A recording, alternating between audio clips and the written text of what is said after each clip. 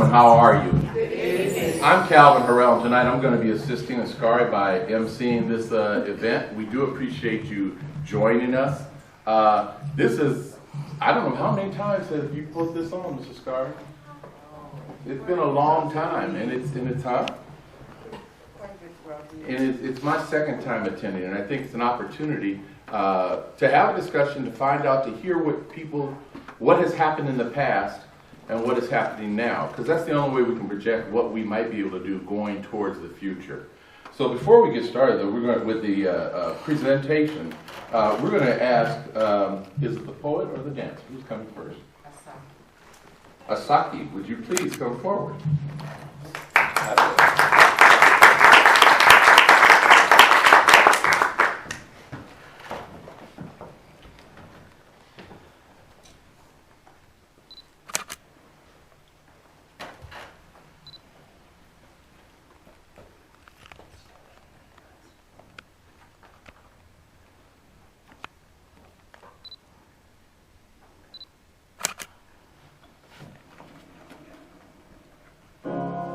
Broken down and tired of living life on a merry-go-round, and you can't find a fighter, but I see it in you, so we can walk it out.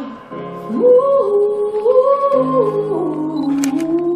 mountains, we can walk it out, and mountains. And I'll rise like the day, I'll rise unafraid, I'll rise up, and I'll do it 1,000 times again. And I'll rise up, I'll like the waves, I'll rise up, in spite of the age, I'll rise up, and I'll do it 1,000 times again.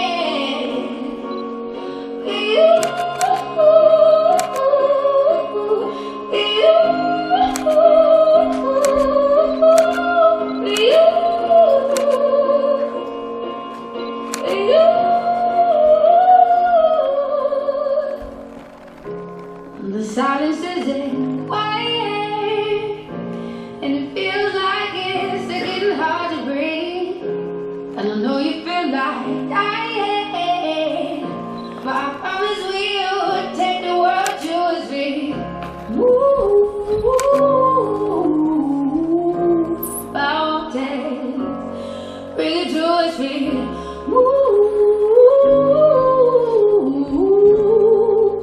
Mountains. And I'll rise up, I'll rise like the day, I'll rise up, I'll rise unafraid, I'll rise up, and I'll do it 1,000 times again.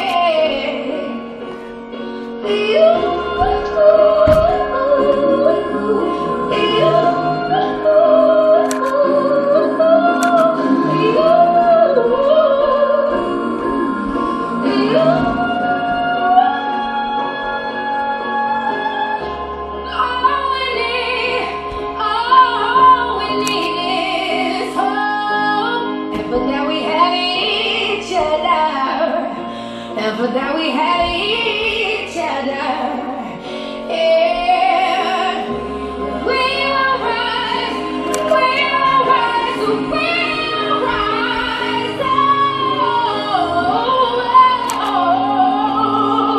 We'll rise. I'll rise up, rise like the day, I'll rise up, in spite of the age, I will rise 1,000 times again. And we'll rise up, I like the waves, we'll rise up, in spite of the age, we'll rise up, and we'll do it 1,000 times again.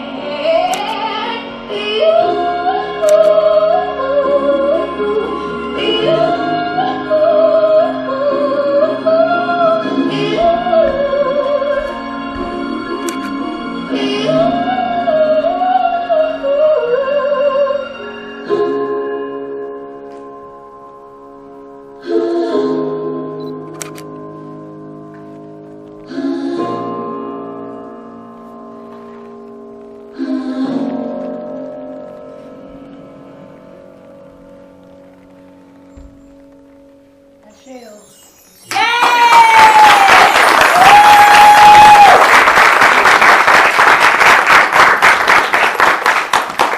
so much beauty in dance. We're going to start out this evening with Mr. Gerald Smith. He is a longtime member of the original Black Panther Party, and he's going to bring us a historical perspective. The Black Panther Party originally was called the Black Panther Party for Self-Defense. It's defined as a revolutionary political organization and was founded by Bobby Seale and Huey Newton in October of 1966 in Oakland, California. The party was active in the United States from 1966 to 1982 with chapters in numerous major cities and international chapters in the United Kingdom in the early 1970s and in Algeria from 69 to 72. At its inception on October 15, 1966, the Black Panthers' core practice was its armed citizens patrol, cop watching, to monitor the behavior of the officers of the Oakland Police Department and challenge police brutality in the city. In 1969, a variety of community social programs became a core activity. The party instituted the Free Breakfast for Children programs to address food injustice and community health clinics for education and the treatment of diseases, including sickle cell, tuberculosis, and later HIV and AIDS. Black Panther Party members were involved in many fatal firefights with the police. Huey Newton, one of the founders, allegedly killed Officer John Frey in 1967, and Eldridge Cleaver led an ambush in 1968 of the Oakland police officers, in which 2 officers were wounded. Panther Bobby Hutton was killed. The party suffered many internal conflicts, resulting in the murders of Alex Rackley and Betty Van Patier. In 1967, the Mulford Act was passed by the California legislature and signed into law by Governor Ronald Reagan, establishing a strict gun laws that stripped legal ownership of firearms from the Black Panther members and prevented all citizens, black and white, from carrying firearms in public. In 1969, the Federal Bureau of Investigation Director Edgar J. Hoover described the party as the greatest threat to the internal security of the country. He developed and supervised an extensive counterintelligence program, COINTELPRO, or surveillance, infiltration, perjury, police harassment, and many other tactics designed to undermine Panther leadership, incriminate and assassinate party members, discredit and criminalize the party, and drain organizational resources and manpower.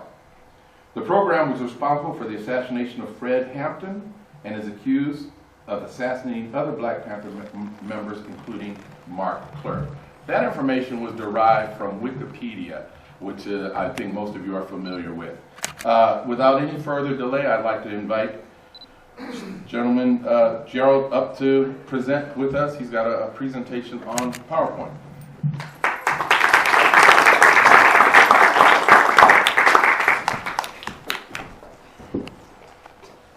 Okay, let me get this right. Let's see here. Excuse me, folks. You know, technology is such that it's kind of difficult to communicate today without it. So I find that a picture says 1,000 words, and sometimes the clips that we show say 1,000,000 words. So I try to take advantage of the technology when trying what I call socialist pedagogy. Okay, so I'm going to talk about the legacy of the Black Panther Party and its impact today. And in fact, Ascari asked me to address some specific questions about myths that have been and are still being perpetrated about the Black Panther Party. So just excuse me, let me come on down here.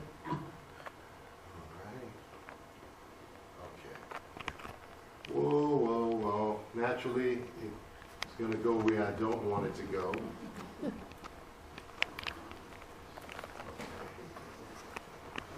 Oh, boy. Okay. Come over here. Okay, here we go. This is the first frame. Okay, foundation of the organization. The brother already pointed that out. And I think, you know, there's no doubt there's some things that are not contentious. But the fact that the Panthers started in 66 and that Bobby Seale and Huey Newton set up the organization and established the 10-point program and began to propagate that program and recruit, because that's what your program is. It's an instrument through which you recruit new members. Okay. All right, 67. This is, I think, the moment that I decided that I wanted to associate with the Black Panther Party. Actually, so you see here, Panther Chairman Seale leads a cadre of Black Panthers shouldering arms who march into the state capitol to protest a law that they say will restrict the right to bear arms. The law is in response to the Panthers' armed patrols of their neighborhoods, and Governor Reagan signed that law as soon as it passed through the local assembly and Senate in the state of California. Now, some commentary here is required. Since when is it against the law to have a gun in the United States? Since racists have power and don't want to see black people with guns, because that's all it was. At no point was any police officer ever shot by a Panther squad that was doing what this gentleman correctly said was cop watching. I personally am one of the founders of a Berkeley organization called Berkeley Cop Watch, which started to utilize video cameras instead of weapons to watch and monitor police misconduct, and led to a movement throughout the United States. That was 1989. Andrea and myself and probably about 6 others got that Berkeley Cop Watch off the ground. So that is, we got that from, in fact, my experience with the Panthers, because observing police in the execution of their duty is not a crime. Period. End of sentence.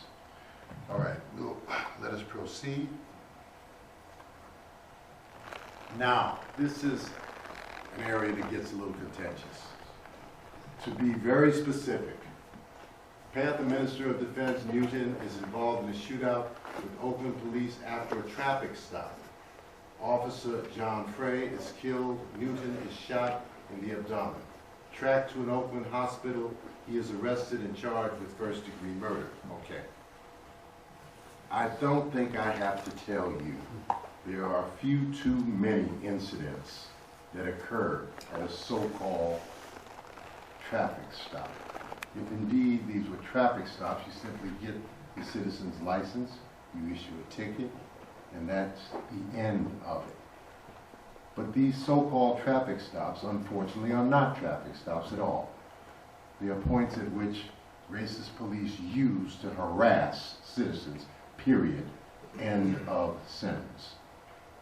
And does this require proof? My goodness. I don't think I want to mention the litany of human beings that have ended up dead after a so-called traffic stop to prove my point. I think the people here are well aware of what I'm talking about. Let us move on, because I have a limited amount of time to share. Okay. All right, so September 8th, a jury acquits Newton of murder, but convicts him of voluntary manslaughter. He is sentenced to 2 to 15 years. And I think here's what needs to be said about this. Look, stop and think. Look at today. And look at this incident and what occurred.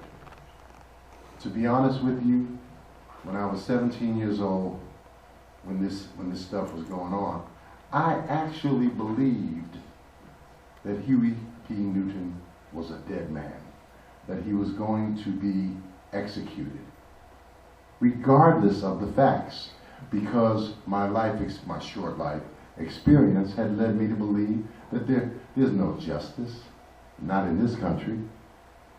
He's black, the cops are white, they're going to kill him. Well, this is what happened. And in fact, he was released from prison around 1970, okay?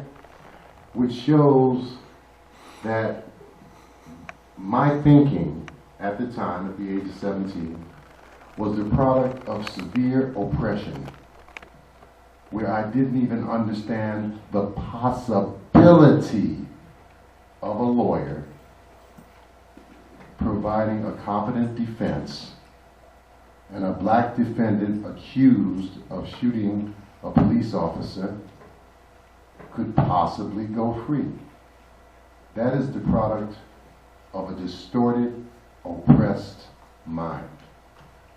The Panthers, in my experience, and going through this whole experience, changed me and helped me to understand that another world is possible. And that world is still possible, and we need it now, let me tell you.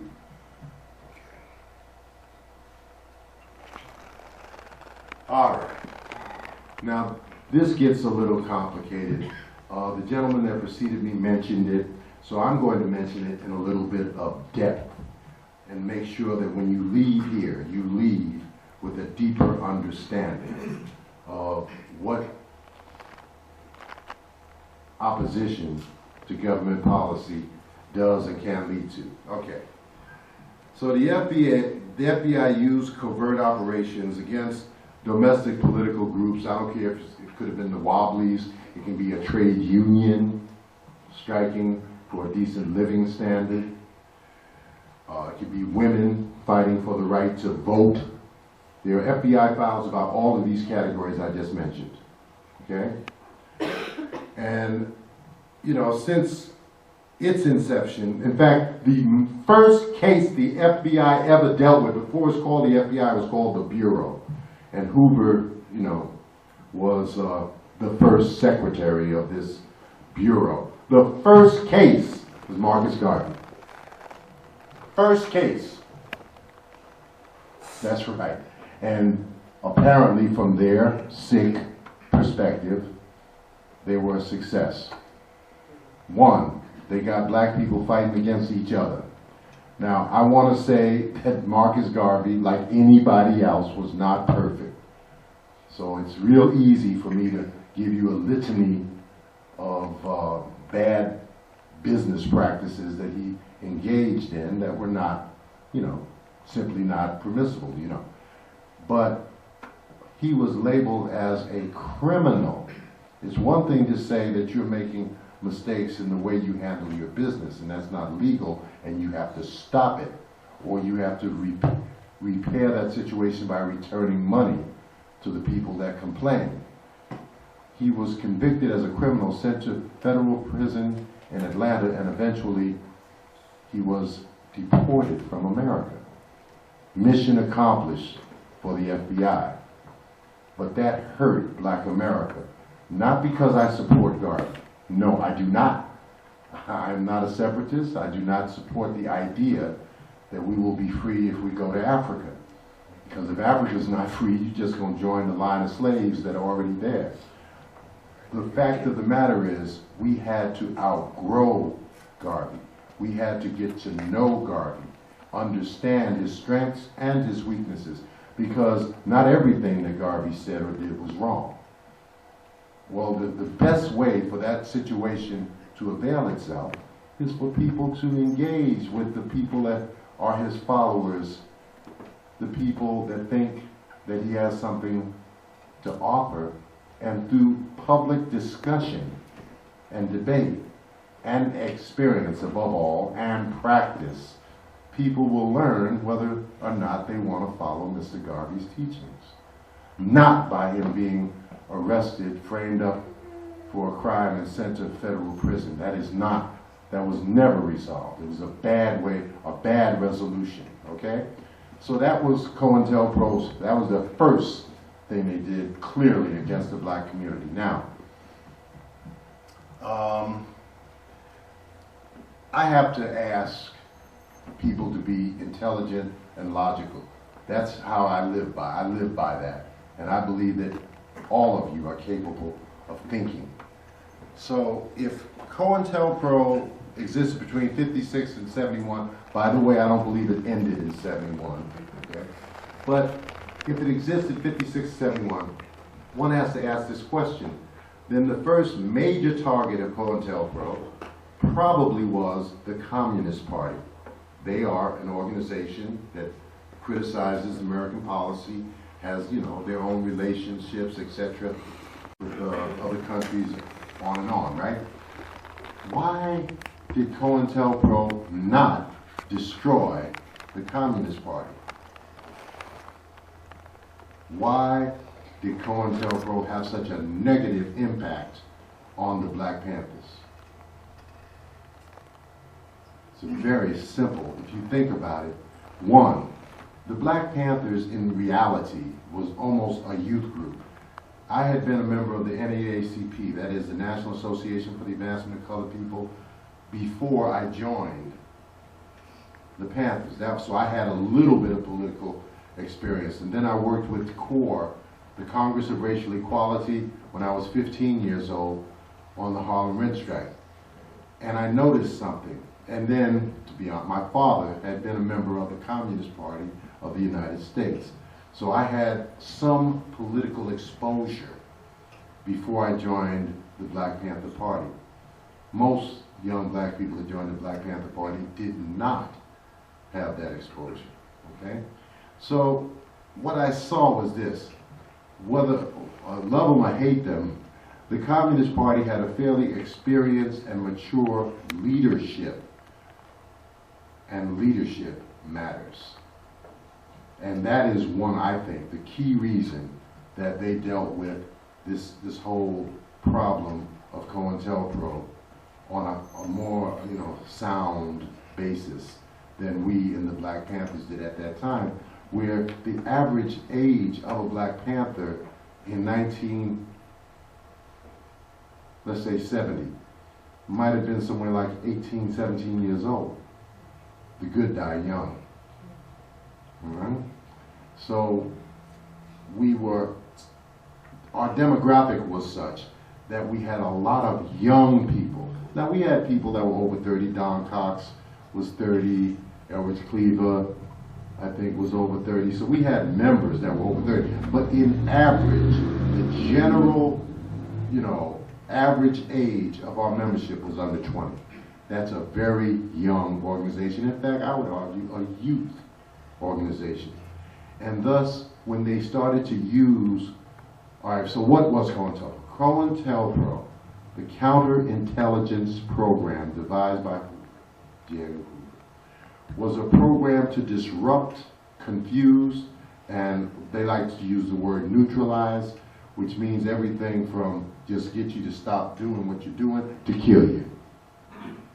Neutralize, very loaded term. And this was done in many different ways. So for instance, you receive a letter, and the letter says that your colleague or comrade is having sex with your wife. Now, what some people, well, this is they low. These people, they're trying to cause damage. And so how do you deal with that? Well, at that time, some people would think, oh, wow, this is happening? Oh, now I got to be a man. A man is a man, right? And next thing you know, you're having conflict between two members of the Black Panther Party over something that didn't even happen. For instance, one woman actually committed suicide over this. Yes. It's very sad. An actress, and her name escapes me for this moment, gave $10,000 of her money to the Black Panther Party. This made her a target of the FBI. They went and sent frivolous information to a newspaper columnist called Miss Ann. You know, this gossip column is in the LA Times, actually. And they suggested that this woman was pregnant because a Black Panther had impregnated her. In this article, in a newspaper. Well, her husband saw this article. Somebody, one of her friends probably, you know, showed him. And These people was tripping about this. First, the woman started, suffering. They going through a lot of internal turmoil. Next thing you know, she has the baby early, and the baby dies. It's called a miscarriage. So dig this. These people was tripping. They had the body of the baby in an open casket at the baby's funeral. They was tripping, y'all. Eventually, the young lady went to France, and eventually she committed suicide. So how you deal with these things? Number one, openly. You get a letter that makes such a claim, you take that letter directly to the person. You say, well, what's going on with this? Who sent this letter? Why did they send it? You get to the bottom of it. You don't let a rumor guide your behavior. For instance, the United States right now is criticizing a country, China, that's having a horrible epidemic of a disease in their country. Now, I don't know if China's dealing with it correct or not. I'm not, but I do see a point they're making. They strongly urge people to not talk about the disease if they don't know what they're talking about. So they will contact people that write things on the internet that are untrue. I think that's a little, so in America we say, oh, that's free speech. No, you don't have a right to pass rumors when more than 1,000 people are dying from this very serious disease. In that same sense, rumors are not something that should guide your behavior. When you see something like that that might affect your political judgment, you need to share that information. That's the one thing you can learn from all of this COINTELPRO stuff. It got real ugly. In fact, I'm from New York, so I can tell you that at some point, Black Panthers took the lives of other Black Panthers. And this was the result of COINTELPRO. I would like to go on. So, in terms of, I'm going to get to the assassinated, the imprisoned. How about,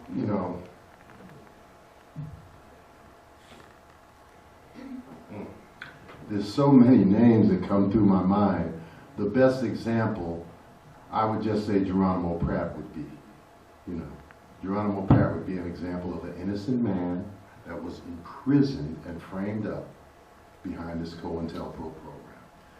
Also humiliated. Okay, look, I can tell you that in Philadelphia, they made the entire branch come out of the hospital, out of the office, and strip down in public. Got these brothers in their drawers, barefoot, standing in front of the office. Who wants to join the Black Panther Party? Let us move on a minute. Okay, now this was, I think, the event, when I talk about events that lead me to still be here today, well, this is another one, okay? Yes, Huey P. Newton winning his case and being released was one, but this is another one. I think it was April '69, we used to use the term VAMP, V-A-M-P, meaning they came down on, they arrested 21 of the most able people in our branch in New York. And this was really, they knew what they were doing. The reason we found out later is because they had 5 police officers that had infiltrated our branch and were giving them information. They knew exactly who was who. So they arrested 21 people. And initially, people, overused word is traumatized, but we were absolutely shocked. It came from nowhere. We didn't know what was happening. 100, I think it was 104 charges. I'm hearing different figures, but here's what really matters. While we were kind of thrown off of our center, as soon as we got ourselves together and started talking to each other and figuring out what was really going on, it was clear that what we had been accused of was absolutely false. The Black Panther Party was a political organization in our community. We did not ever seek to harm our own community, but we were not against, quote, white people. We were not a terrorist organization. We did not believe in leaving bombs and then they explode and just hurt some innocent person, you know, that has nothing to do with it. That's never where we were coming from, and they knew it. You got the Klan for that. I'm sorry? Yeah, oh yeah. Klan for that. Oh, well, not just the Klan, there are many other organizations that engage in what is called indiscriminate terror. The Black Panther Party never, ever subscribed to that or carried it out. As a result, the Black Panther Party 21 as a group who were arrested and accused of planned coordinated bombings and long-range rifle attacks on 2 police stations. You know, we were shocked, but once we came together, we formed our defense committee, right? We dealt with it intelligently and politically. Yeah, the Black Panther members, every one of them, was acquitted May 12, 1971. They say here 156 charges. I question that. My belief, my remembrance, and this is something I do remember, was 104 charges. But can you imagine 104 charges and having $100,000 put up as bail back then? Okay? We raised that money. I spoke, I don't know, I think I probably was about 17, 18 years old. Any chance I got in front of any audience I could get to explain that this was a frame-up, that was untrue, because we were involved in our community. We were involved in the struggle for housing, for instance. We were in struggle, you know, in many, many different ways, which I'll bring up in 1 minute. Let us proceed. Okay, here we go. Now, in terms of leadership, people hear about Mr. Huey Newton. This is my opinion. I have a right to have an opinion, I guess, so I'm gonna lay it on you. This gentleman here was probably the most gifted of all of our Panther leaders. Brother Fred Hampton, and I just want you to hear 2 minutes of Fred Hampton, and I think you'll see. Was the creator of something called the Rainbow Coalition. Right now, there is a film that is produced by Independent Lens on Channel 9 that has been showing us the story of the Rainbow Coalition, which was an attempt to organize Puerto Ricans. Revolutionary Puerto Ricans were organized through the Young Lords. Whites were organized through the Young Patriot organization. Iwakwan were organized in Chinatown. Okay, these are Chinese revolutionaries. The Chicanos were the Brown Berets. This was Fred Hampton's contribution. Now, unfortunately, when Hampton passed away, his legacy was, I don't want to say ripped off. Let's just say someone else picked up his, I'm talking about the Reverend Jesse Jackson, picked up parts of Fred's, legacy and utilized it the way he chose to utilize it. And that's where most people have heard of the Rainbow Coalition. But this is the man that actually developed the strategy and began to recruit street gangs. I myself was a member of a street gang before I joined the Panthers when I was very young, very young. I was in a group called the Mighty Disciples in South Bronx, New York. So the Panthers saw these street organizations as potentially political organizations and started to treat them with some degree of respect. And as such, they actually won over the leadership of the Blackstone Rangers, for instance, in Chicago, among many others. Okay, so here we go. You're gonna listen to a little bit of Fred Hampton. Okay. Don't you never get old.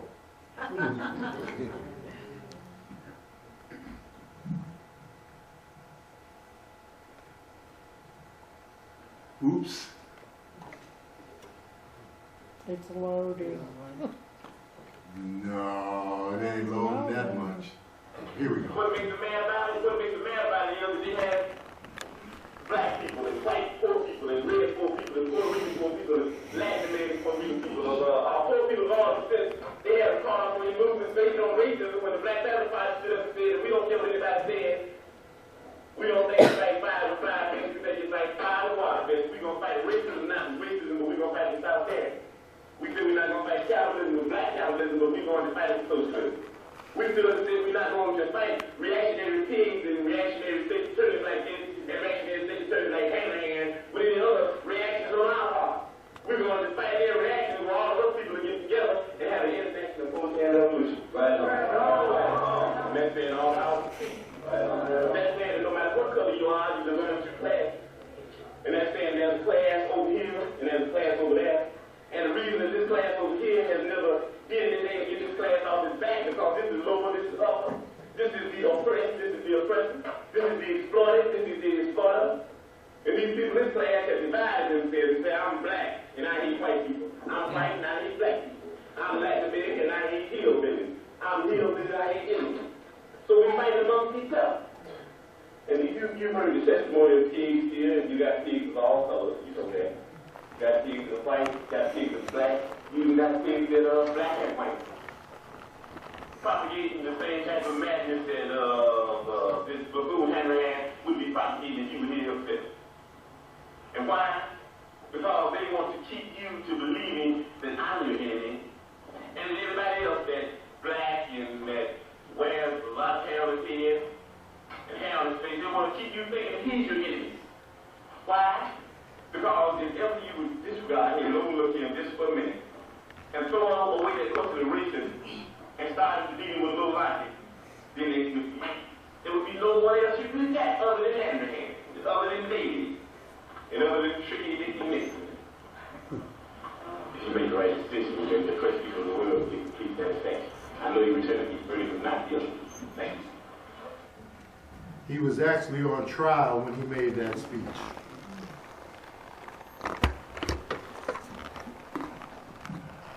Okay, so now I'm going to speak to 3 myths that Ashkari asked me to address. 1, Panthers initiated and insisted on violence.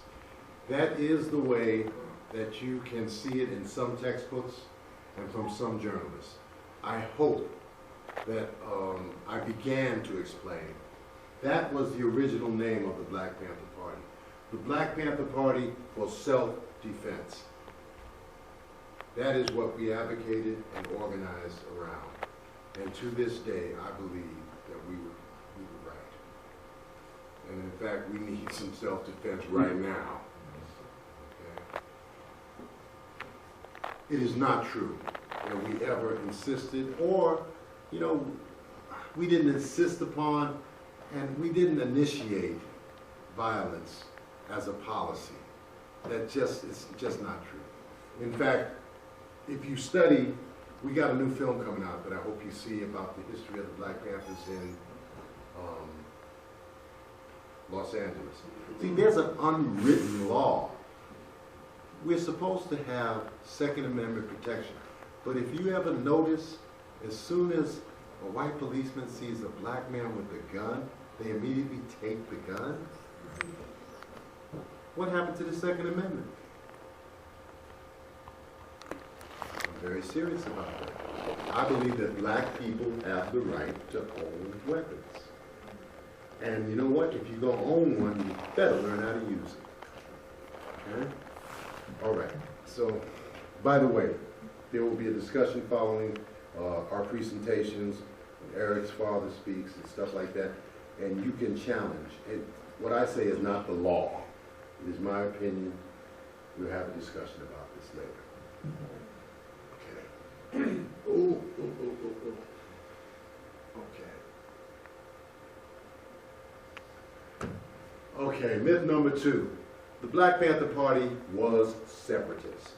Well, first of all, look, you know, unlike the Nation of Islam that calls in its program for 2 states to be given to blacks by the United States government, the Black Panther Party called for a plebiscite to determine the will of black people in America.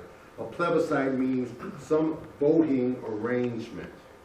So, in our program, we state, first point, by the way, we want freedom.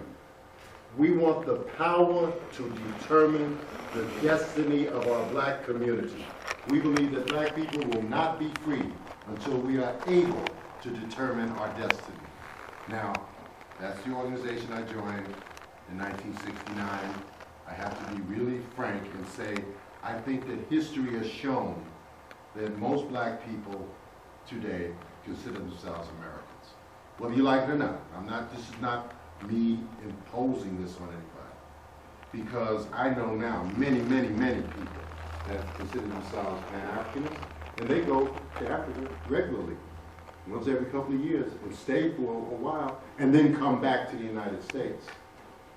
So, you know, you can get the ticket, you can go check it out if you wish, but it's like, I think that, well, all right, to be perfectly blunt, I believe that black people played a central role in building this country. And I think that it is our country as much as anyone else.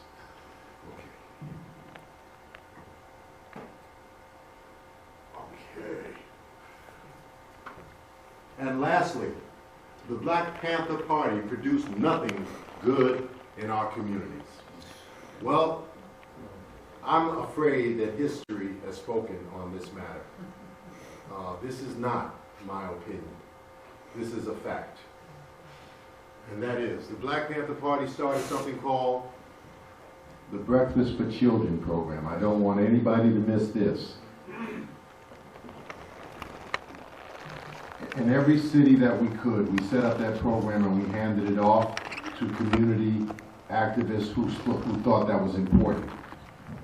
Well, years later, the federal government nationwide adopted a program of feeding children breakfast in their schools.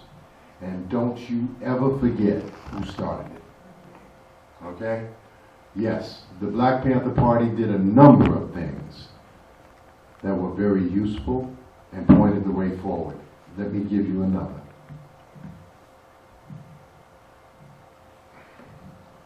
Well, I'm sorry, you know, I wish you could, oh boy, I wish you could just see it a little bit better, but healthcare was something, believe it or not, that the Black Panther Party tried to make available to all. So we had a van, and we recruited doctors to work on these vans all over the country. That any citizen that felt they had a problem or they wanted some medical attention could get it for free. Did we cover everyone? No, we did not. We were limited in what we could do. But I think our program of giving free checkups in the black neighborhoods pointed the way forward to what we need today, and that is universal health care for all. And lastly, a program that I don't think you guys, maybe you don't know very much about, but I'm going to leave it with this point, and that is, there's a disease called sickle cell anemia. And for some biological reason, it comes from Africa, and it's related to the shape of your blood cells, actually. That's something that you get through your DNA. Okay. Most black people did not even know that such a disease existed, let alone that they were prone to catch this disease. The Black Panther Party took this information, and we set up testing points. And I am very proud of the fact that we tested 1 million black people in America for sickle cell anemia. You tell me whether or not we made any contributions to America. Thank you very much for listening.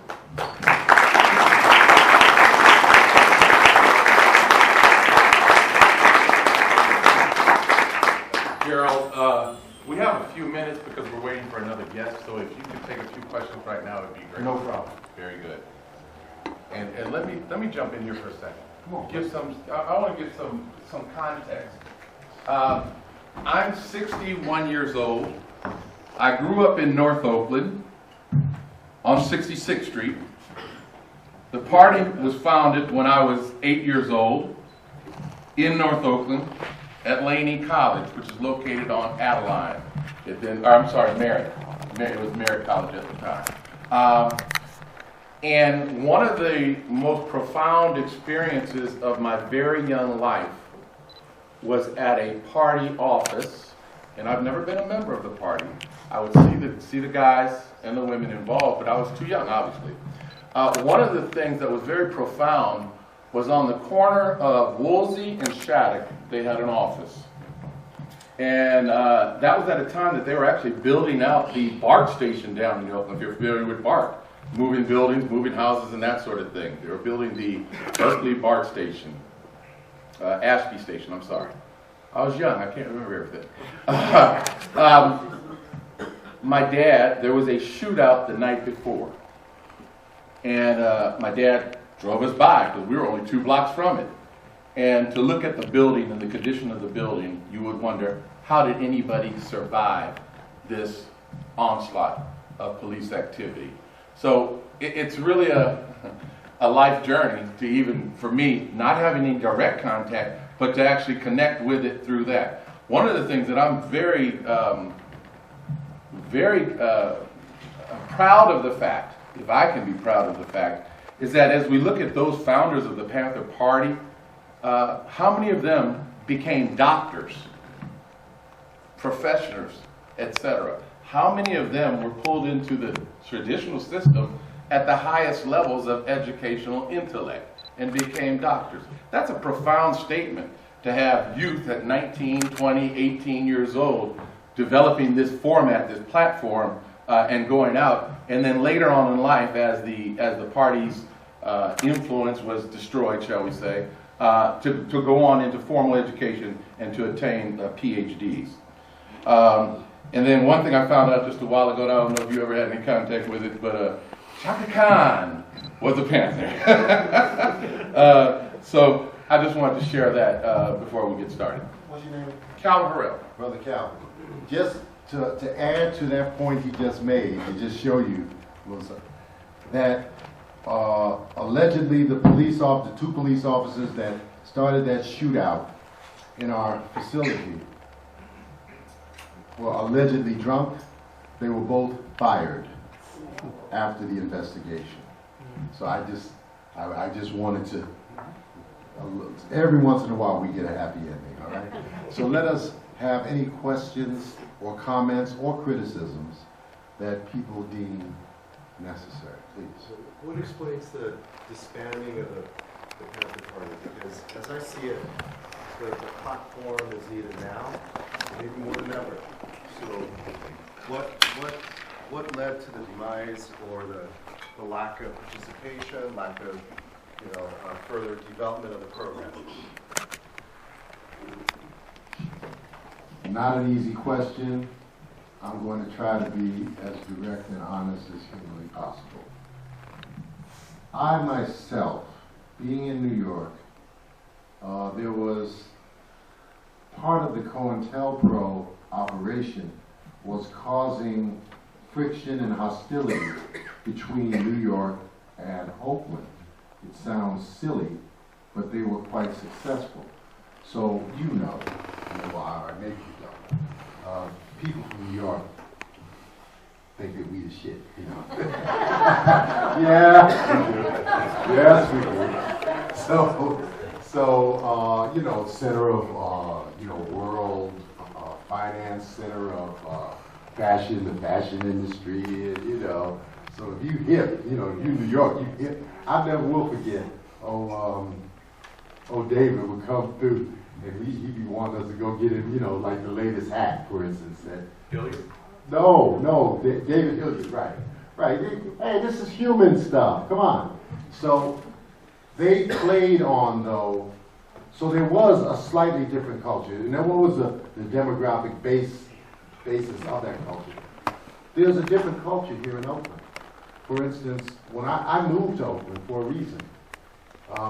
When I left New York, and I don't want to get into all of those reasons, but, you know, Oakland, the weather was beautiful, the people were nice, Union area. I said, yeah, I'm gonna move here, you know. And something else I noticed about it was one of the most integrated parts of the country. So I said, well, you know, maybe that racial thing ain't as rough, you know. So I moved from New York to Oakland after considering several other cities. Now, you have this COINTELPRO thing being worked by the FBI, causing hostility between us. So that's one factor. You have a politically immature leadership. Now, let's be careful here, because many of the leaders, as I pointed out, Fred Hampton, were murdered. 36 leaders of the Black Panther Party were killed. Then you have other people went into exile. So Elvis Cleaver went into exile. Then you have the natural phenomenon of political differences emerging in the organization. So people, for instance, in New York, not all of us were for the breakfast program and some of the other programs that were developed. You know, a little knucklehead, we said, oh no, the jobs of revolutionaries is to lead the people, not feed the people. So, you know, there were differences of opinion. So if you want to hurt an organization, then you take the tension that exists and widen it to the point where Brother Webb was killed on 127th Street, and then Sam Napier was killed in retaliation, at which point I left the organization, to be perfectly honest. So the Panthers ended for me in 1971. In 1972, the Panthers had their, you know, the Constitutional Convention thing, and Huey Newton, he asked all of the members of the Panthers to shut down the local operations and move to Oakland. And then we were going to take over Oakland. That was his perspective at the time, intercommunalism. And basically what occurred was Bobby Seale ran for mayor, did fairly well, you know, but did not win. And as far as I'm concerned, while I am certainly not against elections, and I certainly think that all conscious citizens should exercise their franchise, I do not believe that elections are at the center of a revolutionary strategy. So that also was part of it.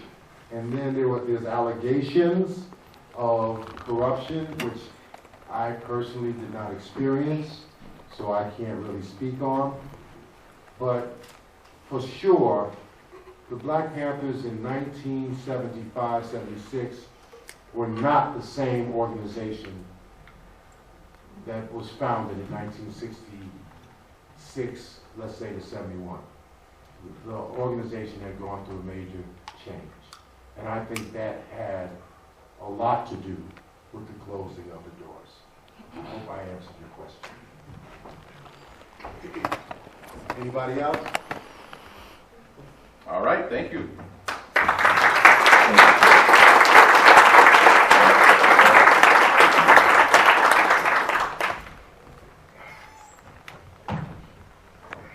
All right, now we'll get started with Miss Larisha Davis Evans. Can you come forward?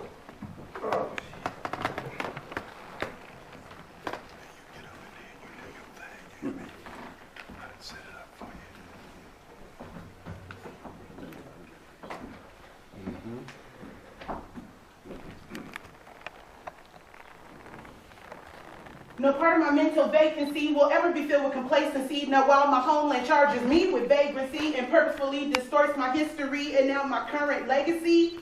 Because see, living in a state of just good enough is not a permanent pit stop for me, and it shouldn't be one for you. Never stop looking in the mirror and challenging yourself, asking, so what you gonna do?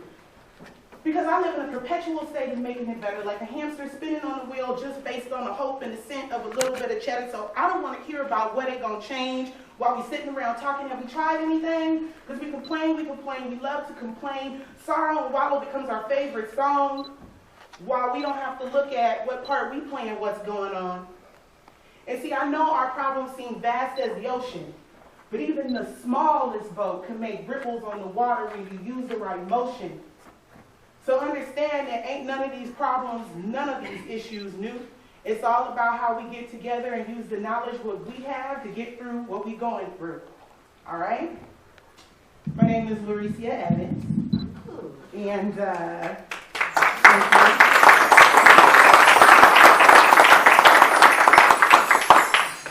I just like to put that out there really quick since it's Black History Month, because that's something I wrote that I was in class. I'm currently, I'm getting ready to graduate in June from UC Davis. And re-entry student, double majoring in community and regional development and African American studies. And I always loved Black History Month, but I didn't truly understand why it was so important to have a Black History Month until you start studying history in general. And then you truly understand, as was said earlier, that Black history should be American history. But when you start studying Black history, you realize how much of American history has been pulled out of the books because they're not including Black history. And not only Black history, the history of all the other peoples that built this country or that, you know, were persecuted in the creation of this country. So Black History Month is really important for me. And I'm going to do this militant piece. It's not that militant.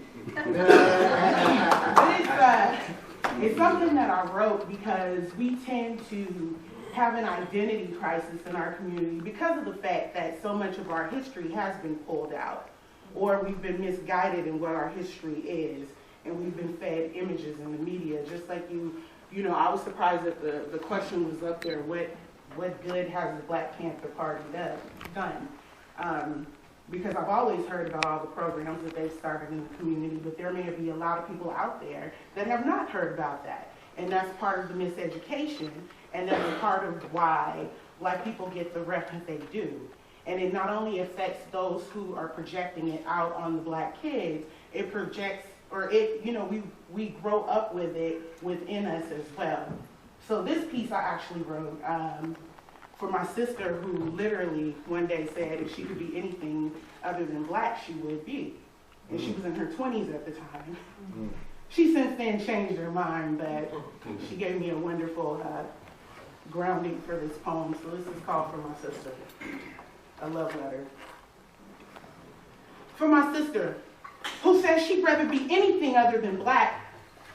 Don't let the misconceptions guide your perspectives about who you are, who we were, or who we will be. See, this mass miseducation of our history and identity would have you to believe that our story only began with us as slaves, only to be held down, downtrodden, hung from trees during Jim Crow days. See, this mass miseducation would have you to believe that our glory years only found us doing domestic work and singing ratified Negro spirituals in church. Or that we were only good enough to be used for experiments or toil the land. See, some will still try to sneak and tell you that all we want is to eat out of master's hand because we love welfare, food stamps, and Section 8. And all of our communities are only filled with guns, violence, and hate. Please, for my sister, blood of my blood, who seems to take value in every other culture but hers. See, I understand from where you sit, it seems like we've been dealt a bad hand. Even being called Black. Like everything bad in this land. So now it seems that we are only a people to be feared and not to be revered because we are Black, like some old bad luck creepy cat. Black, like a night with no light. Black, like a market where ain't nothing going right. Black male, Black sheep, Black bald. We have been misled to equate everything Black, including the people, with the downfall. And see, I understand that some of your peers ain't showing you much better. Gang violence, looting and riots, names we call each other in songs. I don't deny we got a whole lot of heavy going on. Sometimes we're more concerned with our egos than what we do. But still, my sister, don't let that discourage you. To my sister, flesh of my flesh, who said she would rather be of any other ancestry. Learn your history so that you may begin to understand that the bones of the first man was founded in our homeland, and suddenly it seems that the world's most hated seems we gave birth to nations. Because before astronomy, we mapped and counted our stars, took took honey from bees, dirt from earth, studied it and found its medicinal worth. But you ain't even got to go back that far to find black excellency. Innovators and creators did everything from heart surgery, cell phones, and cars. Now how is it that we couldn't even read but still built houses? Had no food, no clothes, no money, but still kept mouths fed? So resilient, amounts of us murdered by the millions, tortured by the thousands, yet we still stand from the White House to public housing. Come on now. Yes. To all of my brothers and sisters, by bullet or by root, let nothing discourage you. Study to show yourself approved, because society will never expose your true value, because see, it's nothing until someone else does it. Don't believe me? Ask how cool these big hips and lips were before white women started to love it. See, learn the history of this here DNA, so you can stand in pride and say, don't make me anything other than black.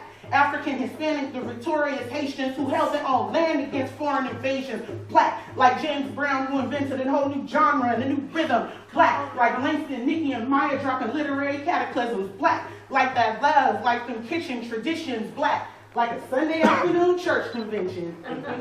See, because if I have a choice, if I get to come back, please know don't make me nothing other than black. Thank you. Thank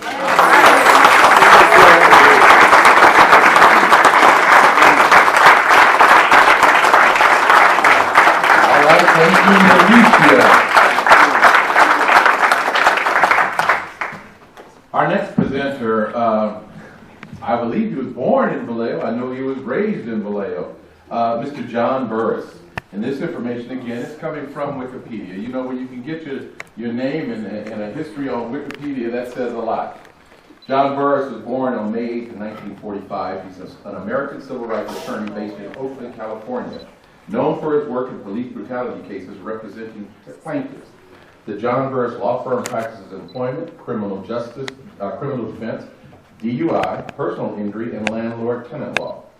John's practice grew notably when he represented Rodney King in his civil rights lawsuit against the Los Angeles Police Department and won a $3.8 million judgment against the LAPD.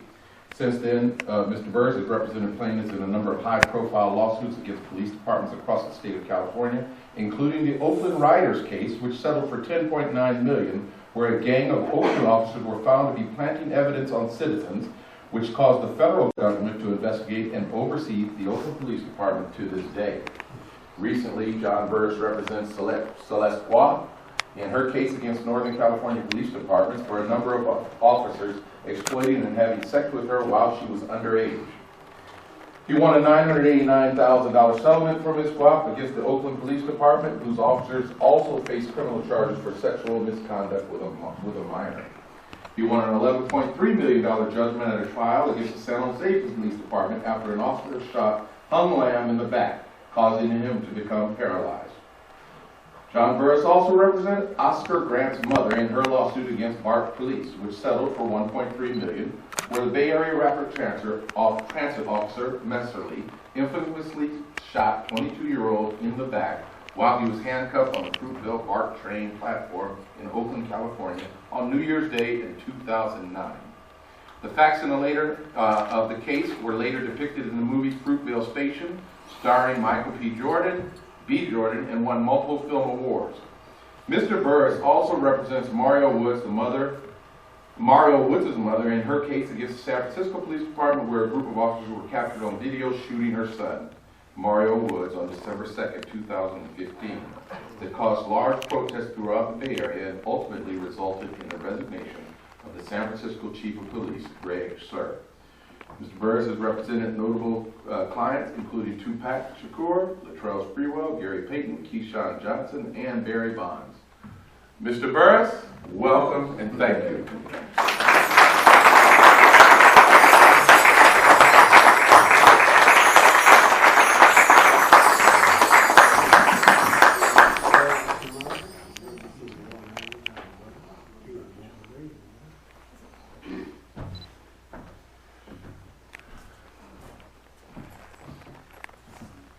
Thank true that I was not only born here, I was raised here, I grew up here, and I walked these streets. I'm in the Ohio Street neighborhood, you know, near the freeway. And so these are all part of the life that I grew up in. And I often say, because I'm often asked, how did I become the person that I am? What caused me to want to participate in civil rights, and particularly the rights that I've been involved in? And I would say that the foundation of that really came from here. Not only was I active in activities in the neighborhood. I mean, I was kind of a rule book guy, so I didn't generate a lot of friends. But I developed an appreciation for the rights of individuals and a desire to stick up for individuals who were less fortunate than myself. And that carried through. Now, I came up through a period of time really when civil rights was unfolding.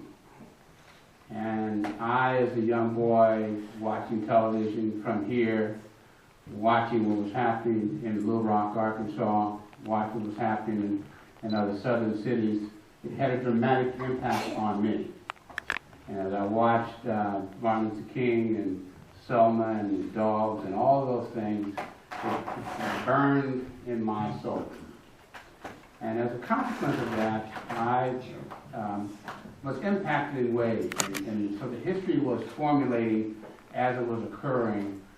I was affected by it.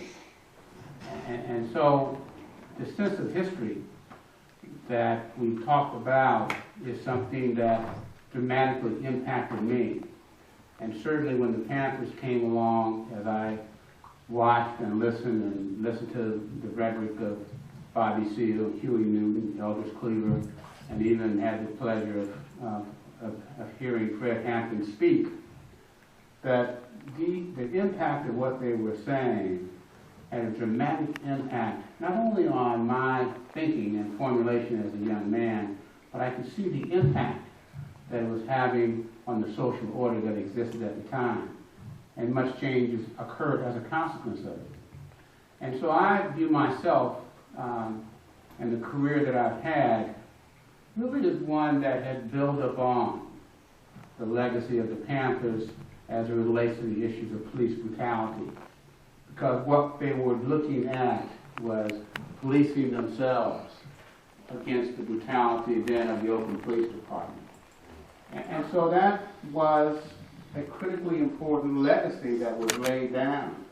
And so for people like myself who had the opportunity to benefit from that, certainly I went to law school and became a lawyer and been able to formulate and utilize the efforts that were made, the ideas, and incorporate those into my thinking and my life.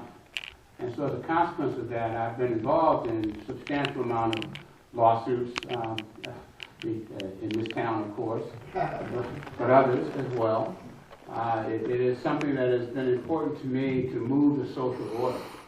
Now, it is true, and it is that lawsuits can, in fact, cause tremendous amount of social upheaval, but it is not the only way to do it. And you will see, as you have seen, that lawsuits and lawyers are an avenue, but the greater approach and the more significant approach comes from the community at large. Yes. It really is the community that can really move the social agenda. And so I view myself as a part of that process, as a vehicle to improve the social order in the community in which I'm living or the ones that I'm being affected by. And certainly I've had tremendous impact in areas that will be important. And the reason why I look at it is like what we're trying to do when it's your time to do it, when it's your time to participate in the social agenda and the social justice that's part of where you live. If you do it correct, you will in fact affect generations to come, and they will not know what you have done. And that what you're seeking to do. And it's like we often say, as a friend of mine would say, that we are planting trees that we will never see grow up. But we're planting them now, not only for the next generation. And so I view the work that I'm involved in, the cases that I'm involved in, to a large extent, to look to see if we can improve the social order, the existing structure that's in place now, so that the next generation will not have to suffer the consequences of what is taking place now. And that is a building block, because it just didn't start with me. That's what Black history is about. That's what history in general is about. Now, granted, the history that you get in American schools, for the most part, did not allow you to know generally the horror that existed by the social order, and not allow you to know what real people, everyday people did. And it's not always the people you read about that move the social agenda. It's not always them. It's the little people. It's the everyday people. It's the people who work, who participate in the process and do the things in their communities that creates positive efforts that change the direction in which that city or that community was involved in. And those are the things that I look upon as being significant. And I was asked yesterday about a case that I was involved in the 1990s, a police brutality case where a dog bite was used, and dogs were viciously set up on this young man. And he was bitten viciously. I took the case, and in the middle of getting into the case, I found out that the police department had a policy that says that you find and bite. Well, the consequence of that, a number of people had been bitten by these dogs in this town. Well, we took this case, we won this case, and we changed the policy from fine and bite to fine and bark. I've had very, very few cases of that kind in that department since then. All the people in that town, they don't know, but many of them have not been bitten by dogs because of this policy in this case that I had back in the 1990s. Other departments have not changed the policy, and we still have dog bite cases in these cases in these cities. But to show you what can be done, and many of you saw yesterday that the Oakland police chief was fired. Yes. I referred to that. I won't say what I said at the time. But the point of the matter is that it is a case that we started a number of years ago as a council, and we refer to as the Oakland Riders case, where a number of police officers who were acting very nasty and poorly and aggressively, unlawfully toward members of the African American community. And so we brought this lawsuit. And in the process, not only getting money for the individuals, but the most significant part about it is that we were able to put forth a series of reforms. Right. And those series of reforms has changed in large measure how that department reacts and deals with people.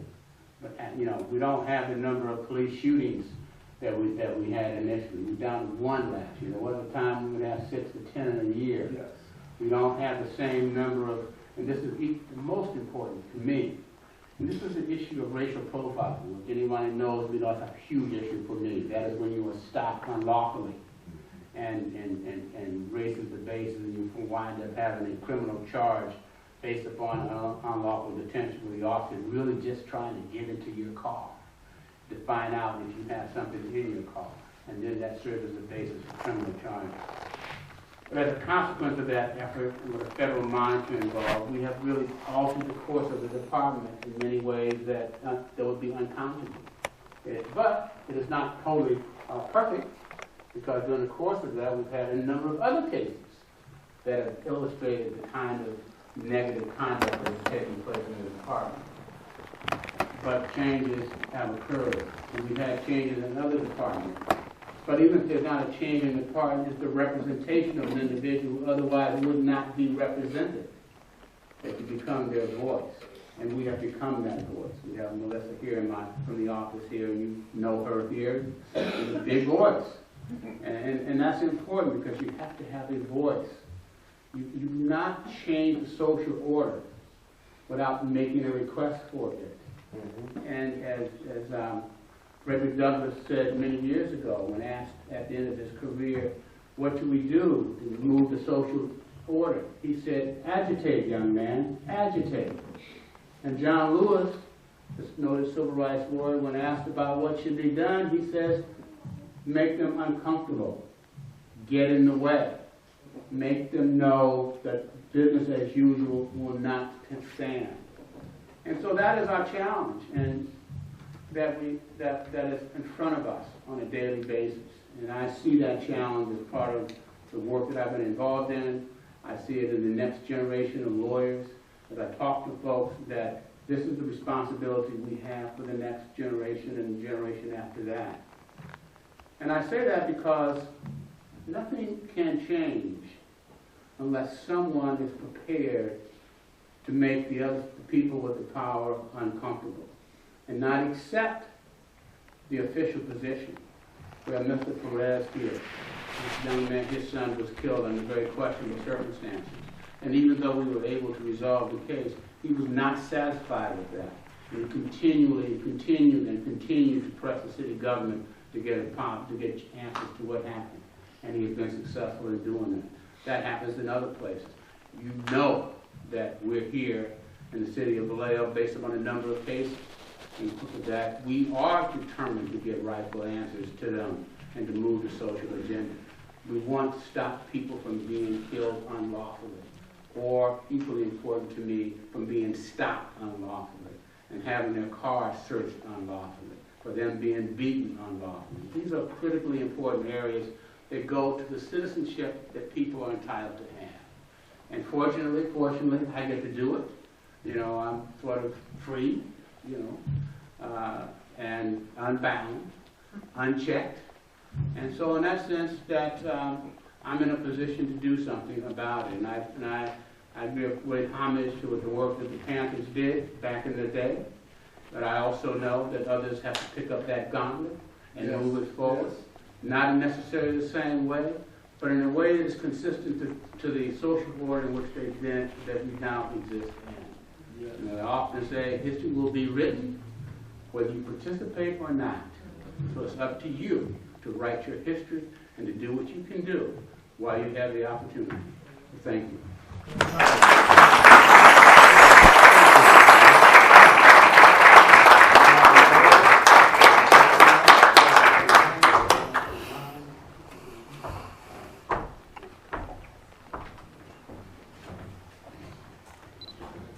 We're going to stay on program, but I just want to throw something out. One of the things that we do have, and we recognize, we have a large contingent of people that are on the ballot. I'm not going to ask for you to announce yourself, but we do appreciate you being here today. The election is coming up. Ladies and gentlemen, this election and the next one are some of the most important elections you will ever participate in. The recent report, I believe, and somebody could correct me if I'm wrong, was that a total of 17% of the ballots from Solano County have been submitted. That's woefully low. And I certainly hope it's not indicative of what we're going to see when it comes time to actually count ballots in a couple of weeks. 17%, number of candidates, we're good.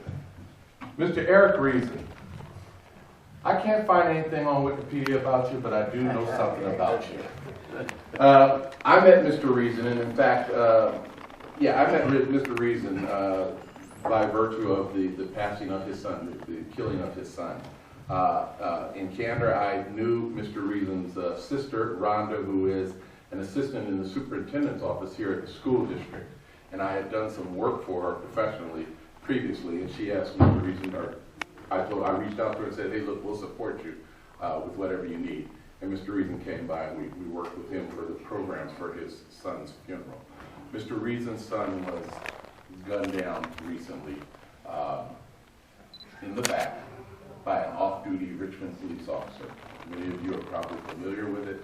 But one of the things that we have to look at with all of the things, and it's a part of the black history. I know some people might say, what's this got to do with black history? We're living it. We are living it every day.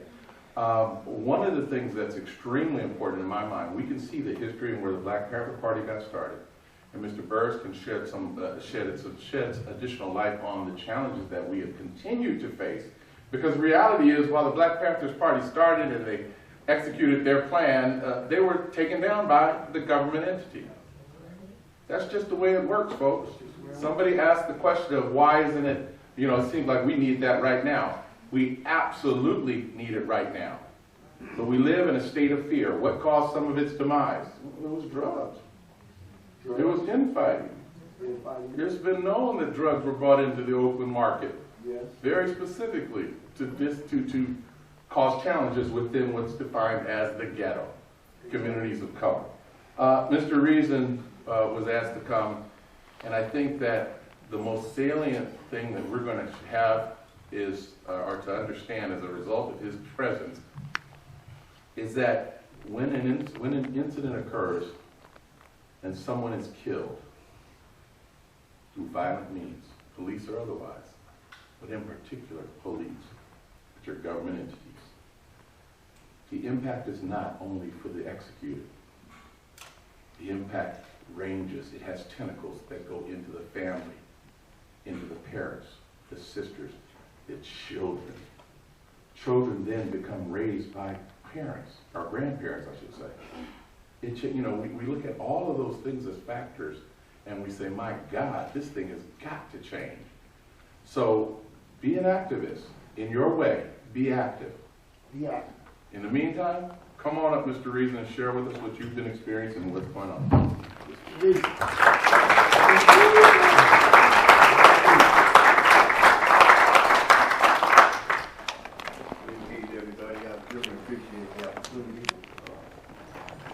I didn't know the format of anything, but I'm just going to try my best to try to suck up some time, so to speak, lack of words. And I think they must have just had an extra golden chair and a cup of water. Invite me, come on up. But on a serious note,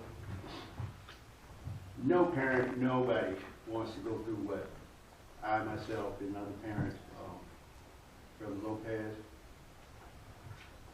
and there may be some others out here that I don't see right now. It's an awful thing. It affects, like Brother Burrell says, just a whole community of people, friends, family, children. Myself, I was raised here in Vallejo, just maybe a few months under Brother Burrell, and I was in the Country Club Crest. And I see one of my comrades here from the press. He stayed on the same street as me, right across from the heavyweight champion of the world, Archie Moore, Mongoose.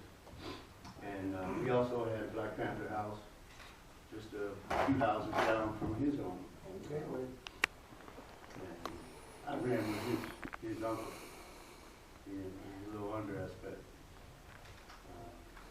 my experience was, and looking at the poster, myth, legends, they were definitely legends to me. Growing up as a little kid, that was one of my first hustles with me and one of my best friends, James Harlan Little. We got to sell Panther papers. And they would give us a dime off of each paper we sold. And we would run around. Like I said, we grew up in Country Club Crest. It was a little bit over 600 homes within a 20-street radius or so. Probably 90% of them were black-owned homes. 99% black occupied. Such a beautiful upbringing was my utopia, which is something I want to write about one day. My utopia in that neighborhood. We had a black-owned gas station, owner-operated. Well, he's black in our eyes, but he's Native American actually. He stayed 2 doors down from me, the Banks family. We had our own community center. In a real sense of community center, not like what we have today. We pass by community centers now, and practically just an empty building, waiting to be rented out by the next function. But in my day, growing up, we had real communities. We had games. We had teaching classes. There was a full kitchen inside that people from the neighborhood can go and work in. We would have teams to play amongst each other, competition, spirit building, just growing each other as a neighborhood. We had our own daycare. So many things that would make a community self-contained. And I'm sure we were working on a store. I'm sure we were working on a high school. That never happened in that area, but if it would, I mean, that was one of our dreams, to have a high school within that area. To keep going from one school to the other, and during those challenges, there were many heroes that came up out of that neighborhood. Former Mayor Osby Davis, going through elementary and junior high. There was any number of teachers that were right in the neighborhood. Mm-hmm. Most of our teachers were black teachers. They were our neighbors.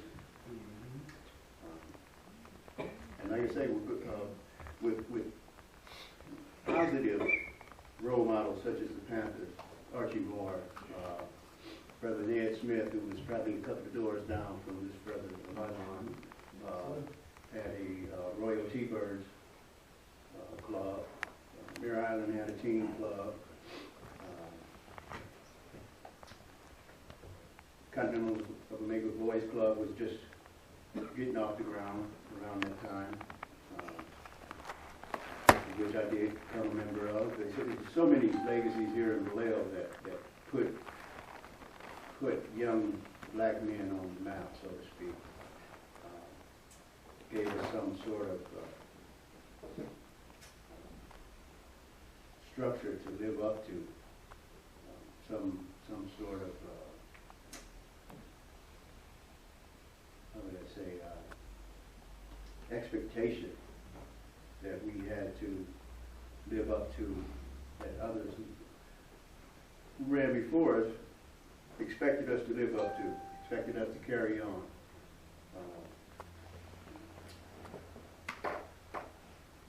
I came up, like I say, here during the high school years. I was a young, well, let me go back a little bit, because of some of the things that we went through as children, youngsters. I played in a band probably from age 12 to 18 maybe.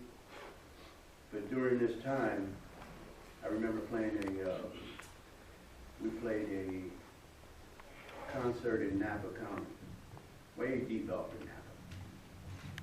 And myself, guitar player, and drummer. We normally had the equipment and the truck, and so we were last to leave most of the time.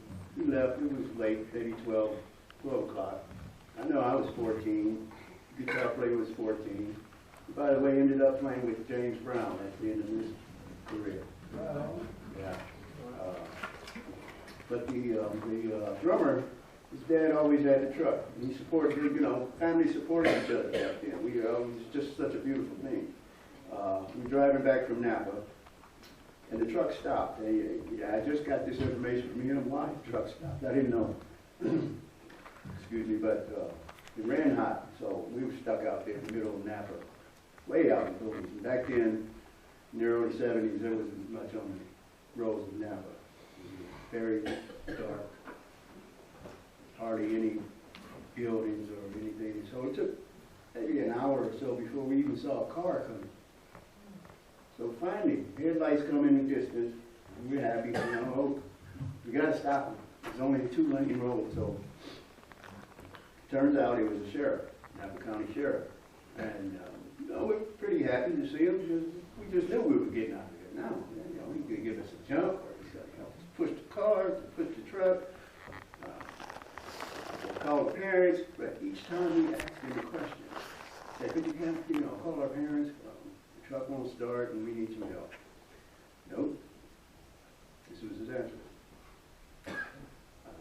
Well, could you give us a push? Can you push us with your car, and maybe we can kick into this big truck, 3 in a column, as you call it, pop the clutch, and maybe we can get it going. Nope. Well, can you call us a tow truck? And mind you, I'm 14, the other guy's 14, and the drummer, he's probably 15, no license back then. Things were a lot different than they are now. But he says, no, I'm not going to call you a tow truck either, but I'll tell you what I'm going to do. I'm going to turn around and leave, and when I come back, I'm going to see you back here. And God done his truth, and he turned around and left, and we just saw those lights going in the distance. And so we just had to be honest. That's all we thought. And it looked like the truck we was on the incline. Me and the other the guitar player, we got behind the truck. Mind you, this is a big 67 Dodge truck, American steel, full of a 9-piece band, all the equipment back there. And I was a small guy. The guy, guitar player, he's even smaller than me. But we got behind that truck. And the drummer, he's hanging out the side, pushing along with us, and we pushed that truck. I don't know how, it was by the grace of Almighty. We pushed that truck, and he jumped in and popped that clutch, and we took off. We dragged us for a minute, comprehending. But it was just one of these experiences that we went through as children, and as growing older, and having children of my own, I explained some of these things to them, about Panthers and how we grew up, and sometimes being in that type of predicament where it's obviously unfair. So, no child should have to go through that. But trying to prepare them, as these parents do now with their black children, how to conduct themselves when they get pulled over. It's just unreal. And to think that generation after generation has to grow up with these war mentality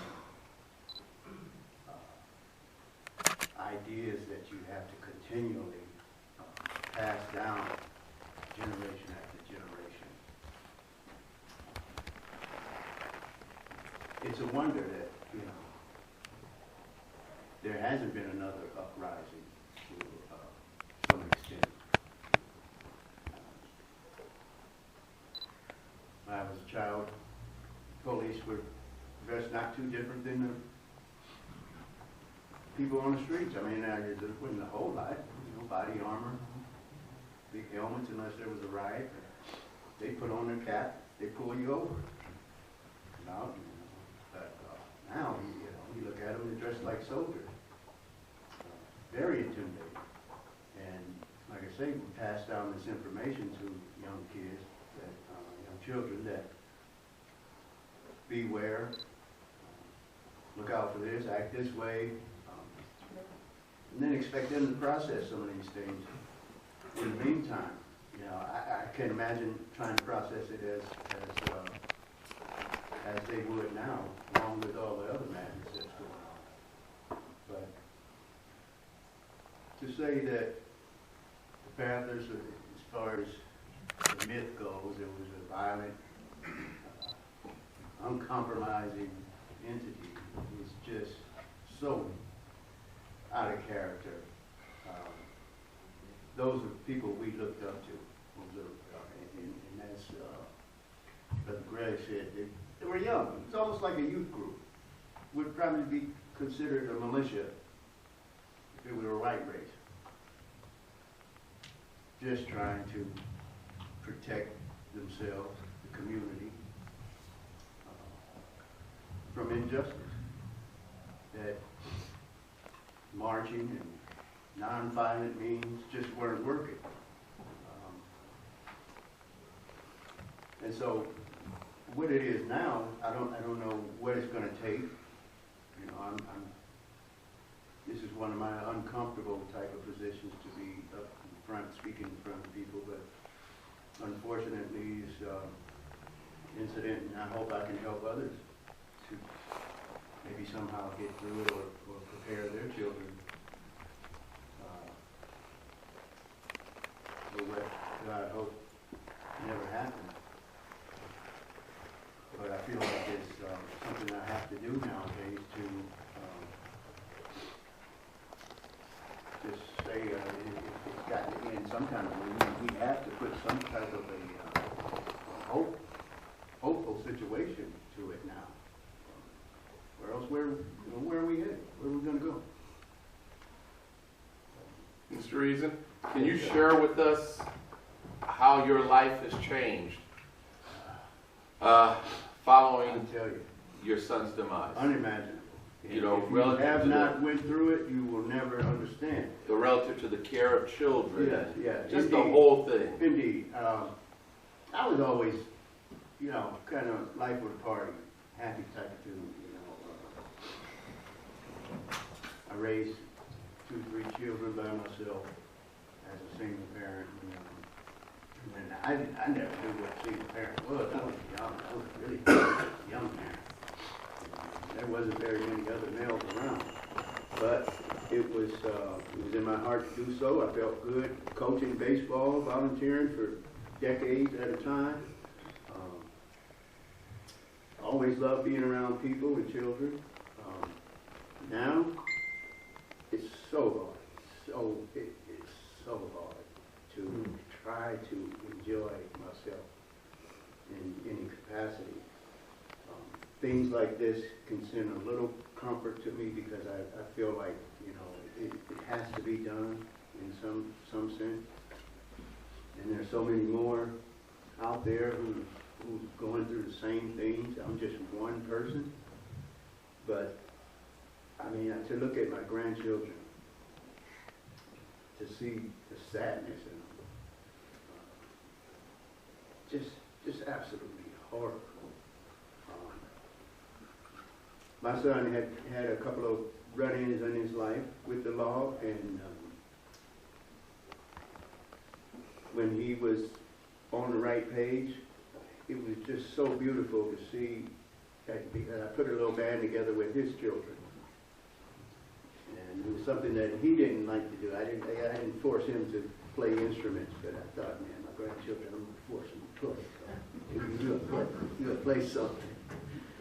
I never had lessons, but I didn't know how to really teach, but I ended up teaching each one a different instrument, and we ended up playing different little gigs. Ascari happened to hire us for a couple of little shows.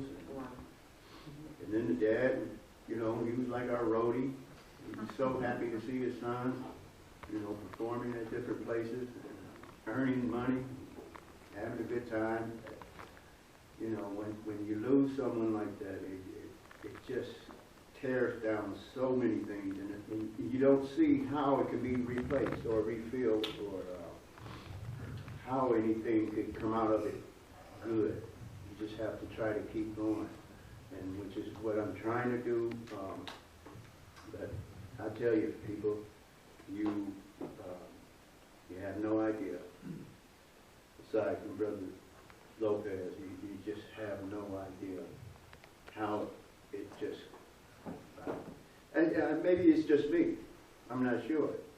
I mean, everybody's different, but for me, it's the turmoil it's unreal. Man, I mean, just trying to accomplish the smallest, simplest task now is so laborious for me.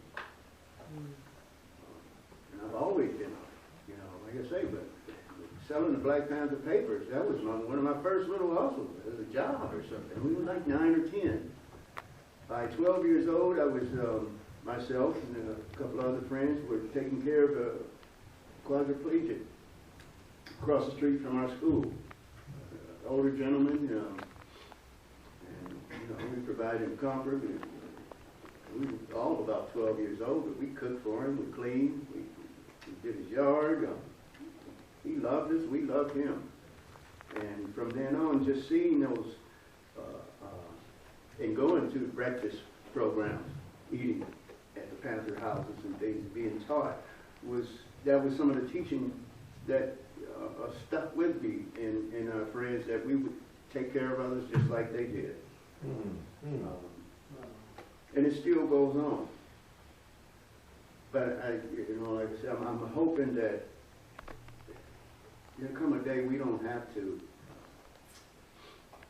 fear police being, pulling us over, shaking us down. God knows I've had my share, I'm pulled over so many times without a ticket, I couldn't count them. But I don't know, this is just 1 month that we focus on some of these things that our race of people go through. And I know I'm not doing it very much justice because I'm not used to speaking in front of people very much, but trust me, those of you who are voting, got to vote this the right way. This time and times in there, we got to go the right way. We got to do the right thing. Seek out some advice, hopefully.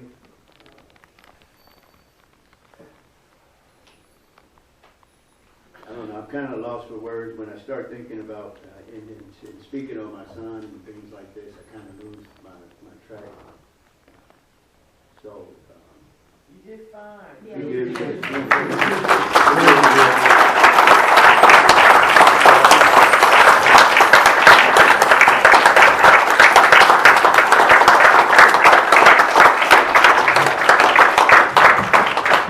My first interaction with him showed me a divine dignity while he was suffering massively in those short days afterwards. There was a dignity in the way that he spoke of the entire situation. And one of the things that I want to be very clear about as we sit here, as we get ready to wind down, one of the things I want to be very clear about, if you've heard each of the speakers presenting today, there's not been a word that was anti-police or anti-law enforcement. That's a profound thing to understand. It's not about anti-police or anti-law enforcement. It's about anti-police violence. That's a completely different thing.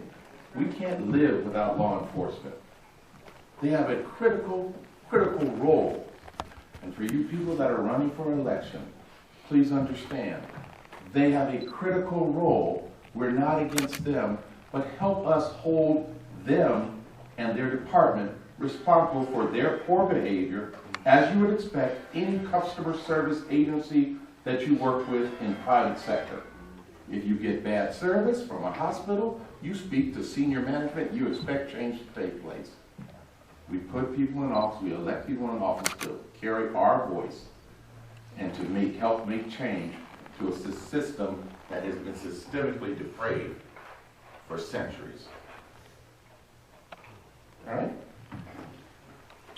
That's it enough. Miss Melissa Knoll, would you please come up?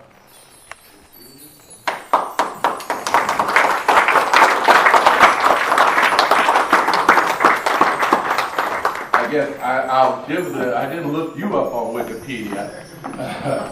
Melissa has been an advocate here in this city for a while now on issues related to civil rights, because that's what we're talking about, it's a civil rights issue. She's been an advocate for the common man and people, and it's a challenging position that she has. But I think you're here to make a couple of comments. Or what are you going to do? Oh. I asked Sister Melissa to come because I thought it was important. I wanted to acknowledge her That's right. for the works that she does in our community, whether you like her or not.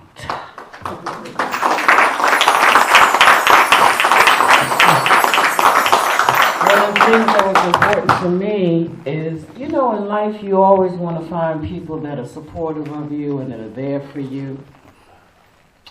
And, you know, when you're out there in the community and people are saying negative things or whatever, and you're hoping out there that there's somebody that's going to stop, put their hands up and say, no, that's not true. That's not what's going to happen. That's this sister. She looks kind of shy over here right now, but this is a woman that'll speak out, say what's on her mind, is not afraid, even though I'm quite sure we all have those things inside of us, should I or should I not? But after she completes that should I or should I not, she steps out. She's been threatened.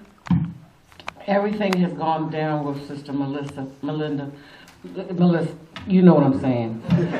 But anyway, I just wanted you to know how much I appreciate you and how much work that you put out there. And I asked you here specifically for Black History because it took everybody to help take us where we are today.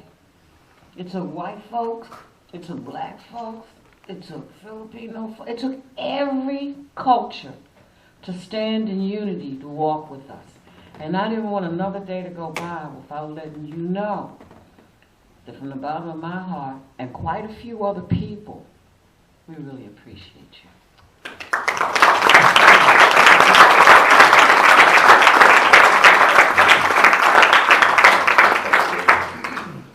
I'm embarrassed. I'm not worthy of any kind of acknowledgement. I'm just doing the basic decent things people should do, speaking up for people that have been harmed and suffering indignity in our community. I'm from here. I've been here my whole life. I've seen horrible, horrible things happen to people in my community, my neighbors, and it's the least that I could do to speak up. I have a position of privilege. I have a voice. I'm a lawyer. The very least I can do is to speak up and try to bring attention to things that I know are wrong and unjust. And you know, I come under the line of John Burris. I've worked for him for 8 years now, alongside him.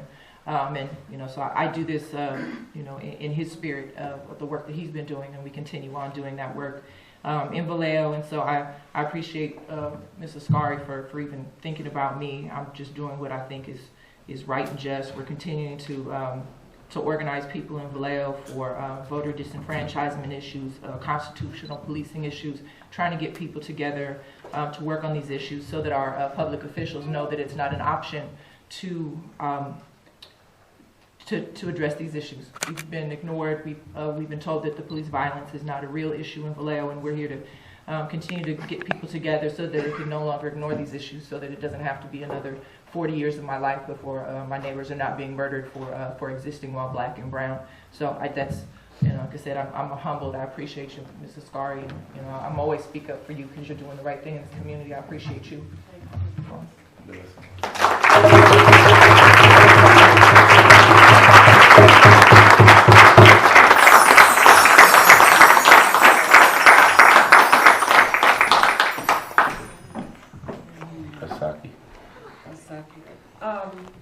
Before we go, because I know I will forget, and I do want to mention the names, which is Aaron Hannikin here running for office, Solano County Supervisor. I get everything twisted. We have Sister Monica Brown running also. We have Robert McConnell running for office as well. And I wanted to just, you know, where's Mina? She's going to be running for city council as well. And I just wanted to mention them because my statement is no vote, no voice. You have to get out there and vote. Doesn't matter who you like, I don't care. The point is, find somebody that you can relate to, find somebody that you know that when you call their office, they're going to call you back. When you need something, they're going to be there because they know it's for the community, and you're not just trying to reach out to them just to be their partner. You understand? So I just wanted to bring them out to make sure that you understand March 3rd is vote day. We have to get out there and vote. My grandmother was 107 years young when she passed over. So I can only imagine, and that was in '88, what transpired with her when she was growing up. The fact that we could not vote until 1965 and still had issues even then of castration and lynchings, and still people being shot going up to register to vote, means that you have to vote. It's imperative.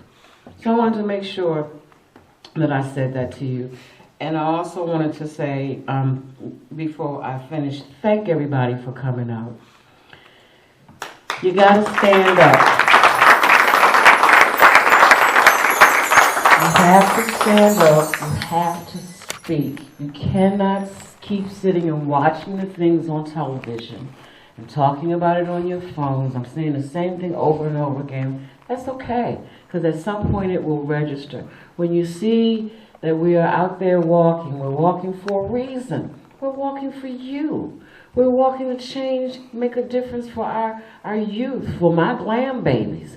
I don't want them to ever experience the stuff that I've had to experience. The fact that I have dark skin, African features, locks. How dare I have locks, and a woman on top of that, and is not afraid to look you in your eye and stand up and say when I need to, what I feel is a problem. I'm problematic for many people. I am a problem because I want us to be able to come together and to be able to come as a universe and be able to love each other and make a difference. At some point, when do we stop and stand? When do we stop talking about it and be about it? Let's just make that change. Okay. All right. You want to finish this?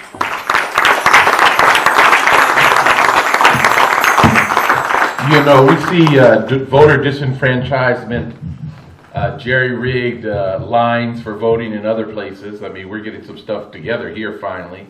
But we look at that, and we need to understand there's a reason for that. Why would they not want you to vote? Why would they not want you to vote? I say you. Why would they not want what would be the lower 50, 60, 70? Because we ain't got nothing compared to the 1. Why would they not want us to vote? Because if we could come together as a unified force, we would change this country to what it was designed to be. If we could come together as a unified force. Mrs. Saki, you going to come back? Where are you? Come on up here. Mrs. Saki's coming up again for another presentation, and then we'll have our closing.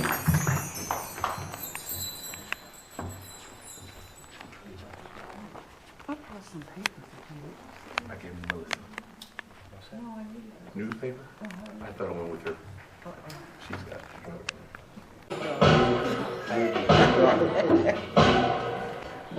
You can have all the money in your hands, all the possessions anyone can ever have, but it's all worth is pleasure.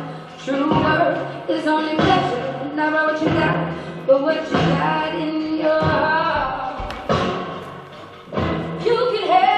You can have everything, but what you need, what you need. It all means nothing if you don't stand up for something. You can't just touch the top. You got to walk that walk. Yes, you do. It all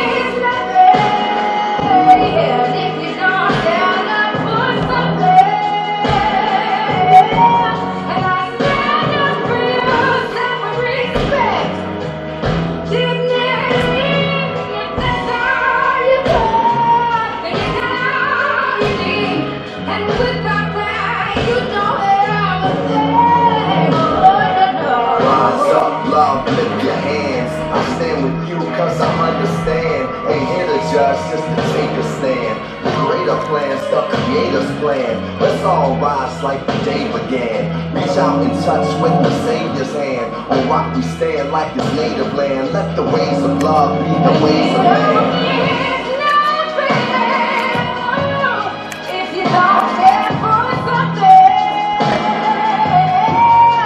you can't just stop the town. You got to walk that walk. Yes, you do. Always nothing. If you don't stand up for something, then I'll stand up for you.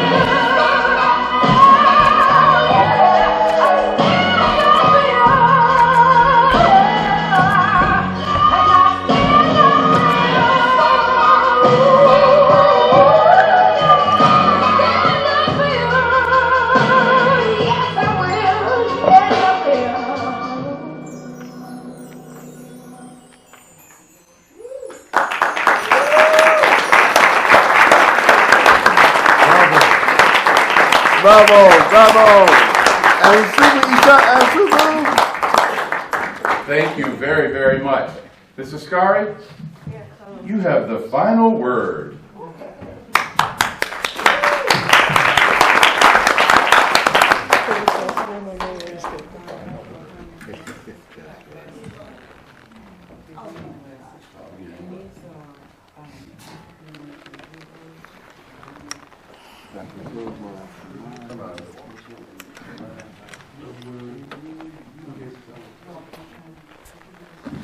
Mr. Robert McConnell shared with us some information. It looks like it comes out of, let me see the corner, Veterans of Foreign Wars, .org, their February edition. What would you like me to do? Some of the names of the folks that that fought in wars. In the Spanish-American War, they were honored as African Americans. Thank you. These gentlemen received the Medal of Honor as a part of the of these wars for the United States. In the Spanish-American War, Sergeant Major Edward L. Baker, Private Dennis Bell, Private Fitz Lee, Private William H. Tompkins, Private George H. Wanton, and in the Navy, Fireman, First Class Robert Penn. This was in the Spanish-American War back at the turn of the 1800s, 1898.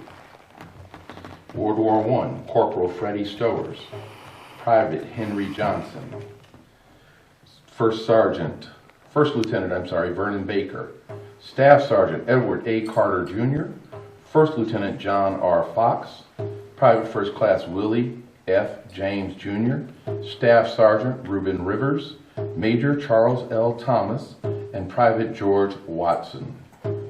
In the Korean War, Sergeant Cornelius Charleston, Private First Class William Thompson.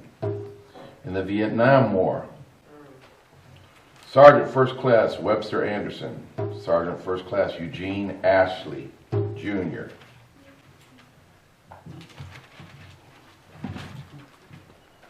Continuing the Vietnam War, Sergeant First Class William M. Bryany, Specialist 6, Lawrence Joel, Specialist 5, Dwight Johnson, Private First Class Garfield Langhorne, Sergeant Matthew Leonard, Sergeant Donald R. Long, Staff Sergeant Melvin Morris, Private First Class Milton L. Olive III, Captain Riley Pitts, Lieutenant Colonel Charles C. Rogers, First Lieutenant Rupert L. Sargent, Specialist S. Clarence E. Sasser, Staff Sergeant Clifford C. Sims, First Lieutenant John E. Warren, Jr.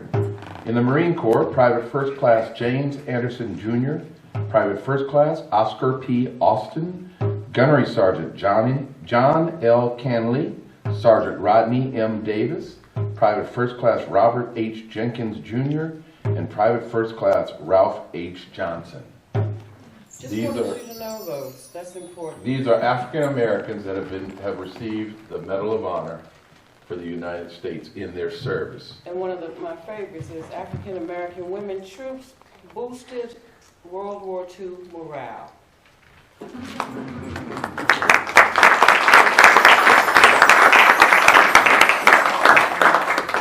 I really don't have much to say other than what I've always say, which is to just get out there and be a part. Be a part of the solution. Stop complaining. Stop, getting irritated with other people because they're trying to do something. Get out there and be a part of the solution. That is the only way that we're going to move forward. We can't do anything with the quabbling. And if you think that you can do a better job, I'm not mad at you. Go ahead and do something. We need as much as we possibly can. So I thank everybody for coming out. Make sure you vote. And if you see another event done by Scary Swami Productions, please come out and support. I thank everybody. Have a blessed day.